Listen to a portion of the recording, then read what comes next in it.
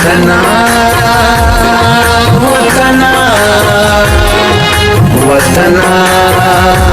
سلامونه ګرانو کتونکو، هیله لرم چې تاسو به ټول روغ جوړ او خوشاله یاست. زه ستاسو کوربه اعظم خان مندوخیل، تاسو ګورئ وطن چینل. ګرانو کتونکو، د پښتو په یوټیوب باندې به تاسو بلها ډرامې کتلې وي، خو زه له تاسو سره د یو داسې ډرامې ذکر کوم چې تاسو به په اورېدو خوند واخلئ او زه به په ویلو باندې خوند واخلم. د دې ډرامې دوې درې خاص خبرې له تاسو سره شیر کول غواړم، خو تر دې له مخه تاسو ته پکار دی زما چینل شیر کړئ، سبسکرایب یې کړئ، فالو یې کړئ او کمنټس باندې ولیکئ. ستاسو د کمنټس په تمه به یم. راځم خپل اصل موضوع ته. اصل موضوع دا دی چې تاسو په یوټیوب چینلانو باندې د پښتو فلم انډسټري او د ډراما انډسټري مختلفې ډرامې کتلې وي او ډېرې ښې ډرامې به هم کتلې وي، خو زه له تاسو سره نن د یو داسې ډرامې ذکر کوم چې دا ډراما زما په نظر ډیره بهترینه، ډیره زبردسته ډرامه ده. ګرانو کتونکو، د دې ډرامې نوم دی زما سپیره یادونه.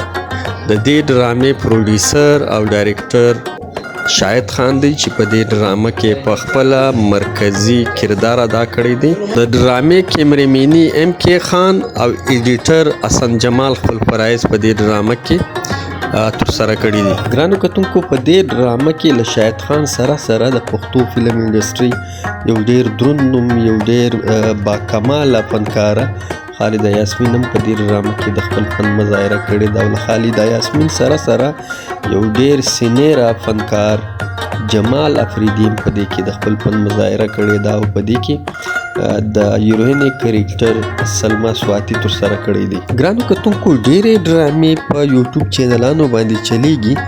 هغه ډرامې د پښتون معاشرې سره دومره جوړ تعلق نه لري، لیکن ځینې چینلان داسې دي، ځینې یوټیوب چینلان داسې دي چې هغه داسې ډرامې جوړوي چې هغه بالکل د پښتانه د کلتور مطابق وي.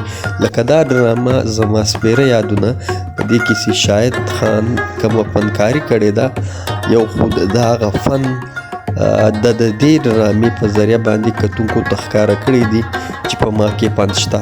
او بله خبره داسې ده، بالکل د پښتو د کلچر د کلتور مطابق دا ډرامه ده.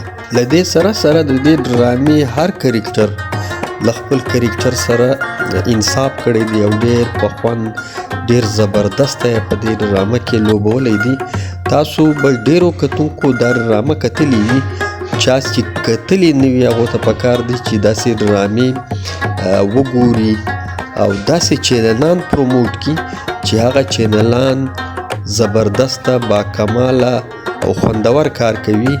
داسې چینلان پر موږ دا حق لري چې موږ هغه چینلان پروموټ کړو، نو ټول فنکاران به په دې مجبور شي او پښتنو ته به یو داسې ډرامې، یو داسې ټیلی فلمان سازوي چې هغه به په هر کور کې هر لور، هر خور، هر مور، هر ځوان، هر ورور، هر پلار کتلی شي. ګرانو کتونکو، دا یو مختصر غوندې ویډیو یو ډرامې متعلق چې ما له تاسو سره شیر کړه. تر بل خوندور پروګرامو پورې مو پر لویه لاس سپارلي یاسته. د خدای په امان.